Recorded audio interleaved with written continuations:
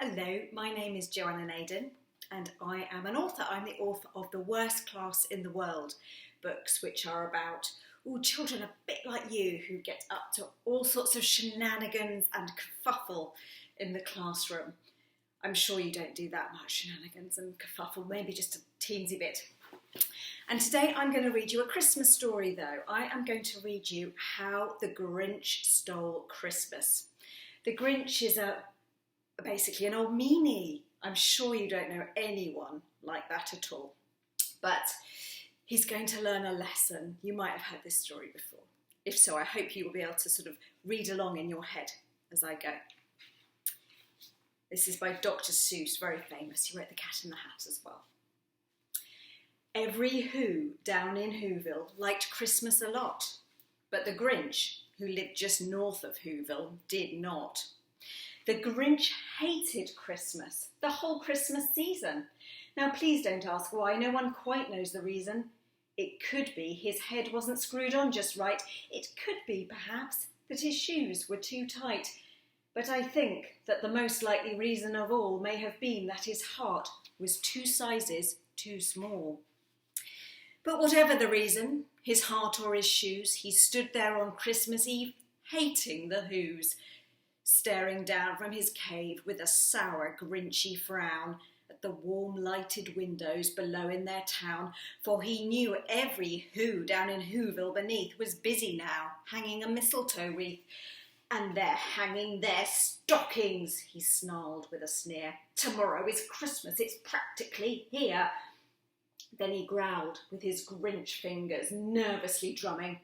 I must find some way to stop Christmas from coming, for tomorrow, he knew, all the Who girls and boys would wake bright and early. They'd rush for their toys, and then, oh, the noise! Oh, the noise, noise, noise, noise. That's one thing he hated. The noise, noise, noise, noise. Then the Whos, young and old, would sit down to a feast, and they'd feast, and they'd feast, and they'd feast, feast, feast, feast.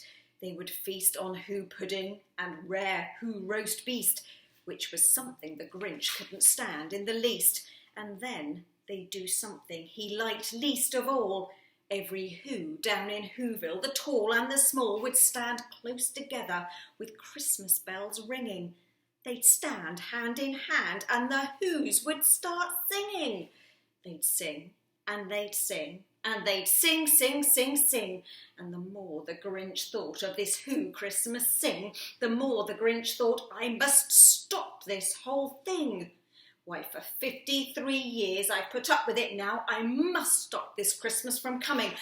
But how? Then he got an idea, an awful idea. The Grinch got a wonderful, awful idea.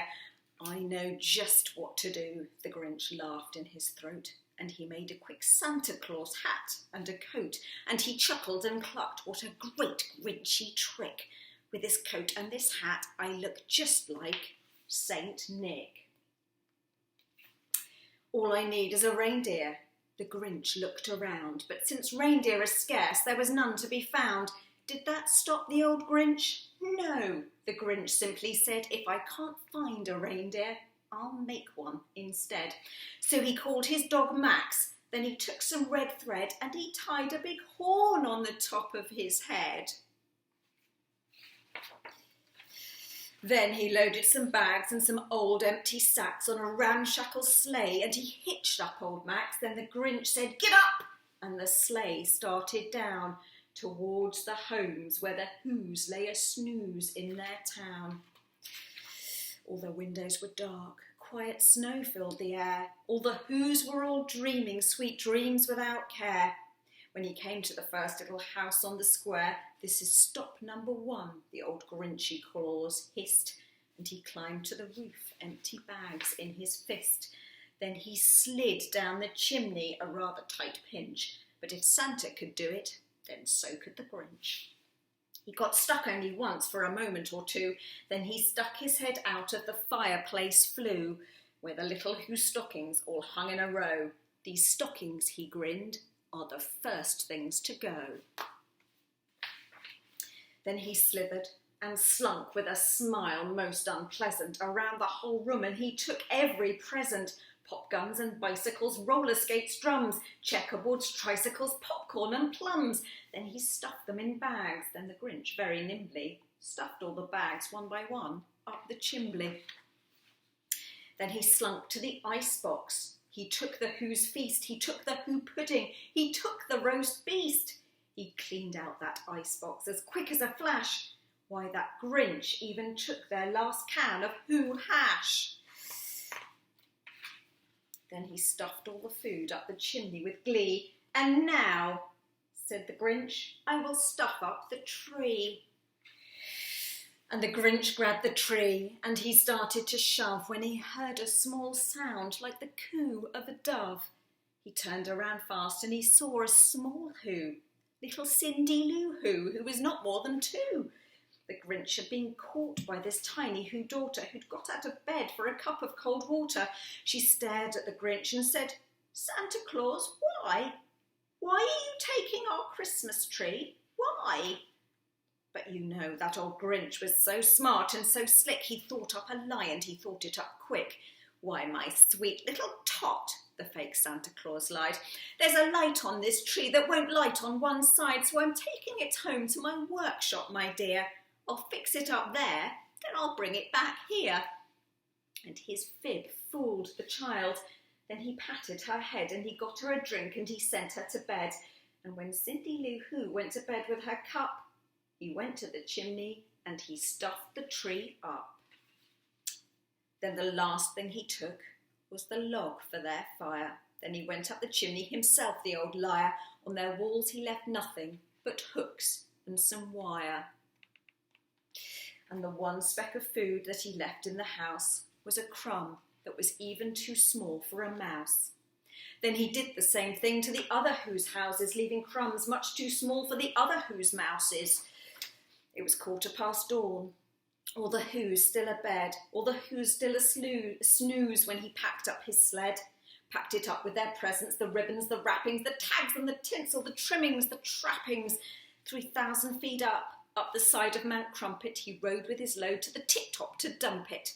Pooh-pooh to the Who's, he was Grinchishly humming. They're finding out now that no Christmas is coming. They're just waking up. I know just what they'll do. Their mouths will hang open a minute or two. Then the Who's down in Whoville will all cry, boo-hoo.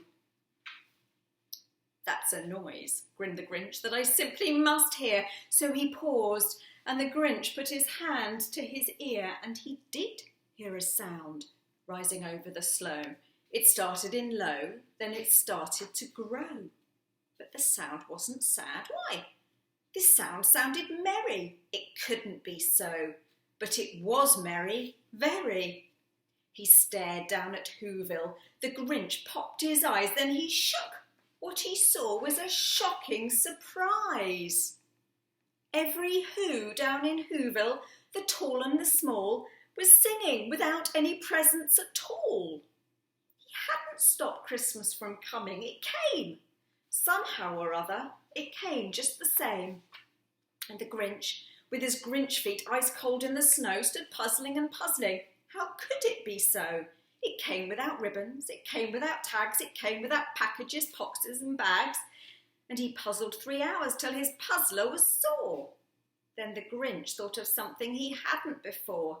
Maybe Christmas, he thought, doesn't come from a store. Maybe Christmas, perhaps, means a little bit more. And what happened then? Well, in Whoville they say that the Grinch's small heart grew 3 sizes that day. And the minute his heart didn't feel quite so tight, he whizzed with his load through the bright morning light, and he brought back the toys and the food for the feast, and he himself, the Grinch, carved the roast beast. That's the end of the story. Happy Christmas, have a brilliant rest of term and a brilliant holiday too. Thanks for listening. Bye.